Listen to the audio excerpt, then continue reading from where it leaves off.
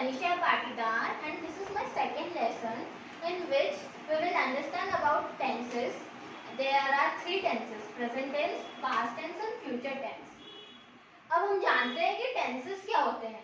Present tense क्या होता है, जो कि हो रहा है. पास्ट टेंस क्या होता है, जो कि हो चुका है. और जो फ्यूचर टेंस होता है वो आने वाले कल के बारे में बताता है कि जो होने वाला है, जो हुआ नहीं है, जो होने वाला है उसके बारे में बताता है फ्यूचर टेंस.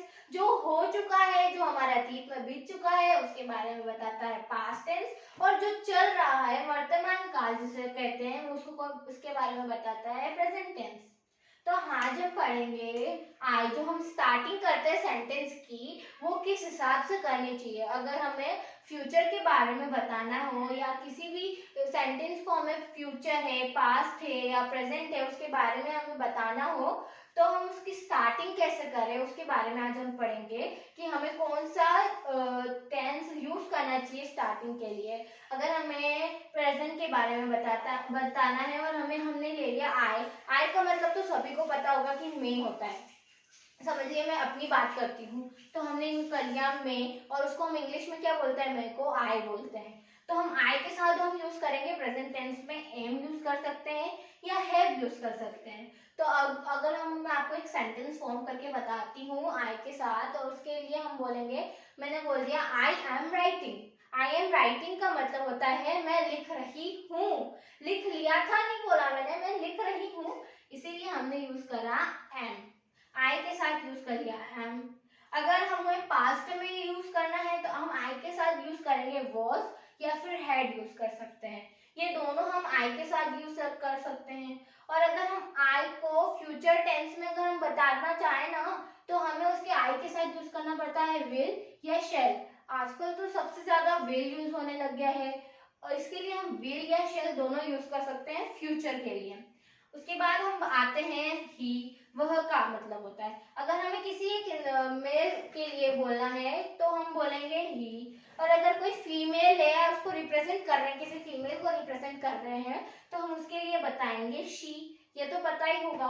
और अगर कोई नॉन लिविंग थिंग है, किसी जैसे कि जो बोलता नहीं है, उस आपको पता है नॉन लिविंग थिंग, तो उसके लिए हम बताएंगे ईट. और किसी को हम नाम से बुलाते हैं, जैसे कि कोई ब्रदर है या सिस्टर है, छोटा भाई बहन होता है, किसी को नाम से अगर हम बुलाते हैं या किसी का नाम हमें पता है, तो हम उसके लिए उसकी ही या शी की जगह हम उसका नेम यूज कर सकते हैं. ये तो है. अब हम ईट या ही या शी या ईट या नेम के साथ हम क्या यूज करेंगे प्रेजेंट में, तो उसके लिए हम यूज करते हैं इज या हैज.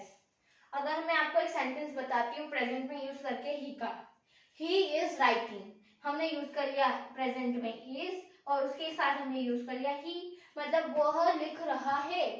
ठीक है. उसके बाद हम आते हैं पास्ट टेंस पे, और पास्ट टेंस में हम इन चारों के लिए हम यूज करते हैं वॉज और हैड.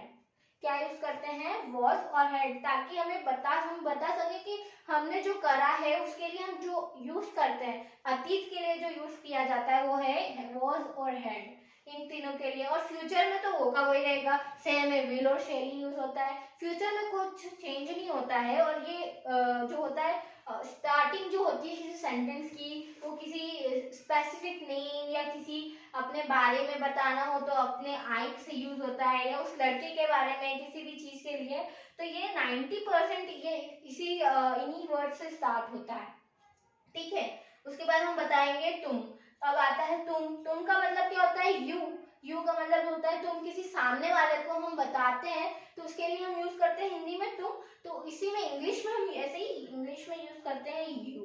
अब प्रेजेंट में आते हैं तो यू के साथ हम यूज कर सकते हैं आर और हैव. पास्ट में यूज कर सकते हैं वर्ड और हैड. और फ्यूचर में जो रहता है वो एज इट इज रहता है. फ्यूचर में कभी चेंज नहीं होता है. फ्यूचर में विल और शैल ही यूज होगा, उसके अलावा कुछ यूज नहीं होगा. उसके बाद आता है वे, मतलब किसी स्पेसिफिक इंसान को हम रिप्रेजेंट करते हैं तो वे, या बहुत सारे को प्लूरल जो होते हैं, बहुत सारे लोगों को बताते हैं तो यूज होता है उसमें दे यूज होता है. और दे के साथ जो प्रेजेंट में यूज होता है वो होता है आर और हैव.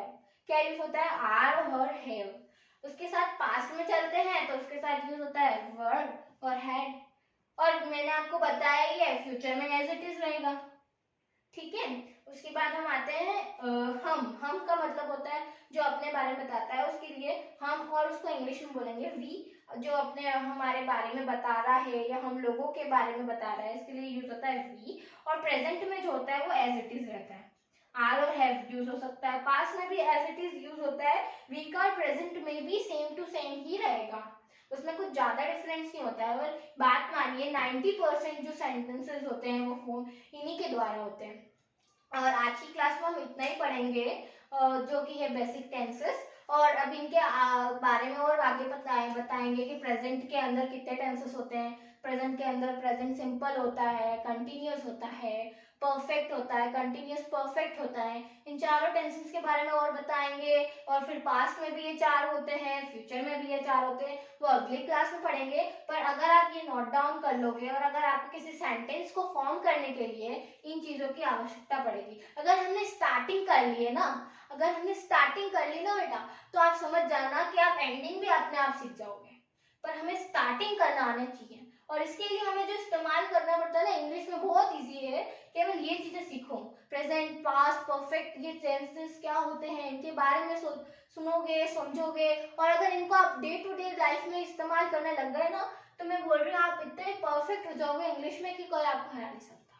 आज की क्लास में हम इतना ही पढ़ेंगे, और अगली बार हम पढ़ेंगे लेसन नंबर 3, जिसके बारे में हम टेंसेस के बारे में ही पढ़ेंगे, पर उनके अलग अलग कैटेगरीज के बारे में पढ़ेंगे। ओके, अगर आपको ये वीडियो पसंद आया तो आप बेल आइकन को दबाना ना भूलें और लाइक और शेयर जरूर करें। Thank you.